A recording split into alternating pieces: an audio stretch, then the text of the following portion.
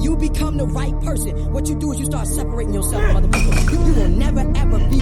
जब fitness influencer पैदा भी नहीं हुए थे और इन्फ्लुएंसर नाम की कोई चीज़ भी नहीं थी, उस समय पे इस अकेले आदमी ने करोड़ों लोगों को इन्फ्लुएंस कर दिया था। ये उस समय की बात है जब YouTube का प्रचलन भी नहीं था और सिर्फ टीवी के माध्यम से उन्होंने करोड़ों लोगों को जीवन जीने का और हेल्दी रहने का सही तरीका बताया था। तो आज हम बात कर रहे हैं स्वामी रामदेव बाबा जी की, the yoga guru who redefined health and brings back the accurate traditional way of healthy living. तो चलिए जानते हैं कि स्वामी रामदेव जी ने अपने जीवन में योग की शुरुआत कैसे की और कैसे इतनी बड़ी FMCG कंपनी को उन्होंने खड़ा किया। हरियाणा के छोटे से गांव में 1965 में पैदा हुए रामकिशन यादव, जिनकी शुरू से रुचि थी कि वो भारत की शिक्षा पद्धति या गुरुकुल में ही उनका पढ़ाई या शिक्षा पूरी हो। उनके पिताजी चाहते थे कि वो इंग्लिश मीडियम में पढ़ाई करें और एक अच्छी नौकरी करें, लेकिन बाबा जी शुरू से ही चाहते थे कि वो गुरुकुल में ही योग और संस्कृत की शिक्षा प्राप्त करें। बचपन से ही उन्होंने बताया कि उन्होंने कभी खेलना कूदना या इन सारी चीज़ों को एंजॉय नहीं किया। वो बचपन से ही चाहते थे कि वो देश के लिए कुछ करें और हमारे भारतीय संस्कृति को आगे बढ़ाएं। तो उनकी जिद के आगे किसकी चलती। वहाँ पे खांपुर में गुरुकुल में ही रहते हुए 8वीं क्लास तक उन्होंने शिक्षा प्राप्त की, जहाँ से उन्होंने योग की और संस्कृत की पूरी शिक्षा ली। वहाँ पर शिक्षा पूरी करने के बाद वो हरियाणा के कालवा गुरुकुल में गए, जहाँ पे उन्होंने आगे की पढ़ाई पूरी की और पढ़ाई होने के बाद उन्होंने अपना सन्यासी जीवन आरंभ किया। उन्होंने ये निर्णय लिया कि वो जीवन भर सन्यासी रहेंगे और योग को घर घर तक पहुंचाएंगे। ऐसा कहा भी जाता है कि सन्यास लेने के बाद स्वामी जी कुछ समय हिमालय पर भी बिताए हैं और हिमालय से आने के बाद उन्होंने हरिद्वार को अपना निवास स्थान बनाया। हरिद्वार में बढ़ती पॉपुलैरिटी के बाद उन्हें मध्य प्रदेश के संस्कार चैनल से ऑफर आया कि वो कुछ समय निकाल के एक छोटा सा योग का प्रोग्राम स्टार्ट करें। उन्होंने कभी किसी चीज़ के लिए मना नहीं किया। अगर वो बात योग पर थी तो स्वामी जी हर जगह जाकर योग का प्रचार करते। योग का प्रचार करने के लिए वो कभी भी पीछे नहीं रहे। तो इस तरह से स्वामी रामदेव जी को बड़ा ब्रेक मिला और साथ ही इसके बाद संस्कार चैनल की भी पॉपुलैरिटी बढ़ी। साल भर इन्होंने संस्कार चैनल पे अपना प्रोग्राम दिया। उसके बाद आस्था चैनल में इन्होंने स्विच किया। टीवी पर योग सिखाते हुए उन्होंने न सिर्फ योग को भारत में प्रचलित किया, बल्कि पूरे विश्व में उन्होंने योग के सही मायने लोगों को सिखाए।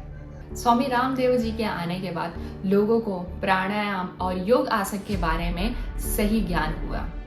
इससे पहले तो शायद ही कोई जानता था कि कपालभाति या भस्त्रिका या कोई भी प्राणायाम होता है। आज हर इंसान अनुलोम विलोम करना जानता है, वो भी सिर्फ स्वामी रामदेव जी की वजह से। जिस दिन हिंदुस्तान के अंदर ये काला धन आ जाएगा, उस दिन अंग्रेज हमारे घर में पूजा लगाएगा। काला धन वापस लाओ, इसके नारे आप जरूर सुने होंगे। यह नारा लगाया था स्वामी रामदेव जी ने, जिन्होंने काला धन वापस लाने के लिए काफी समय तक अनशन भी किया था। अन्ना हजारे के अनशन के बाद स्वामी रामदेव जी ही थे जिन्होंने इस चीज पर आवाज उठाई थी। वह ये चाहते थे भारत का कोई भी पैसा विदेशों में नहीं जाना चाहिए। काफी समय तक अनशन करने के बाद उनकी कुछ मांगे तो पूरी करने का वादा भी किया था, लेकिन फिर भी उन्होंने अनशन नहीं रोका था। वह चाहते थे कि इस चीज पर पूरी तरह से काम किया जाए और पूरा का पूरा काला धन भारत में वापस आया जाए। पर दुख की बात यह है कि उस समय अनशन कर रहे सारे लोगों पर अनशन को रोकने के लिए वहाँ पे लाठीचार्ज करना शुरू कर दिया। इसी बीच इस मांग को पूरी करना छोड़ के नेताओं ने ये डिसाइड किया कि इन अनशनकारियों को ही यहाँ से भगा देना चाहिए। उन्होंने लाठीचार्ज किया और अनशन को एक दिन में ही खत्म कर दिया।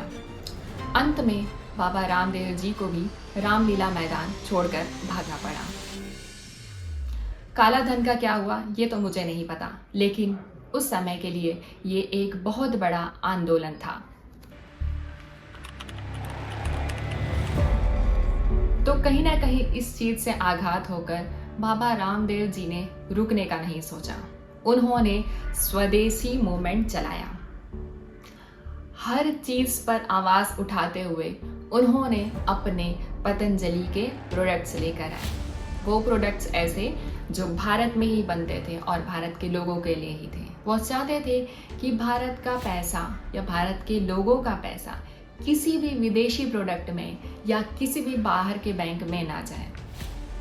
वह चाहते थे कि भारत का विकास हो, और अभी तक आज तक वो इस काम में लगे रहते हैं।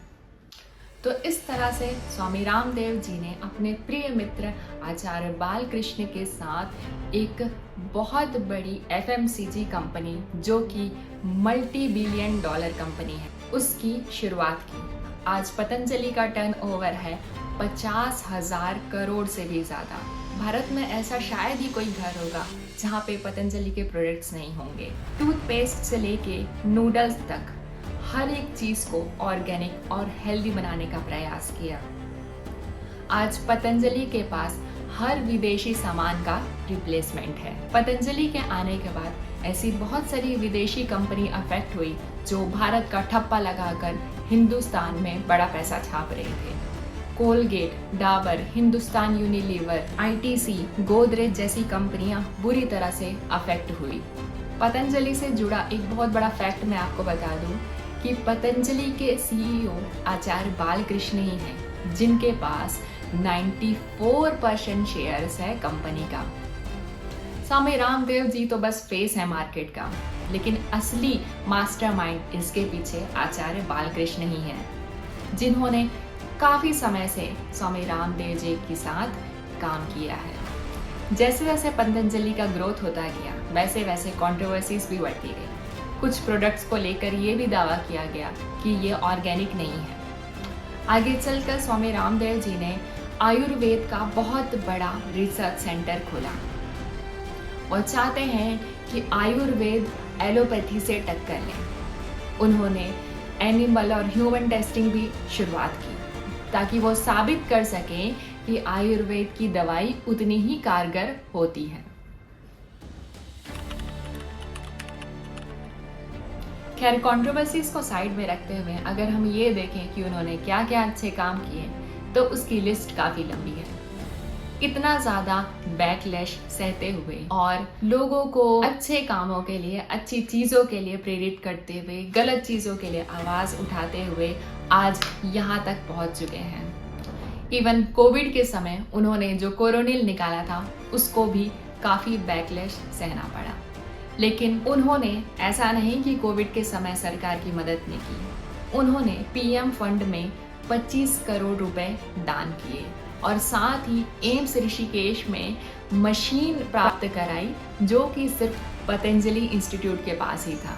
रामदेव बाबा जी की लगन और मेहनत बेकार नहीं जाएगी। जो उन्होंने स्वदेशी मूवमेंट चलाया है या लोगों को स्वस्थ रहने का तरीका बताया है, उनसे बड़ा फिटनेस इन्फ्लुएंसर कभी पैदा नहीं हो सकता। स्वामी रामदेव जी के आने के बाद से योग was not just a spiritual, it became a health movement. खुद एक सादा सन्यासी का जीवन बिताते हुए और लोगों को हेल्थ के सही मायने बताते हुए उन्होंने डायबिटीज, अस्थमा जैसी बीमारियों को काफी हद तक ठीक कर दिया।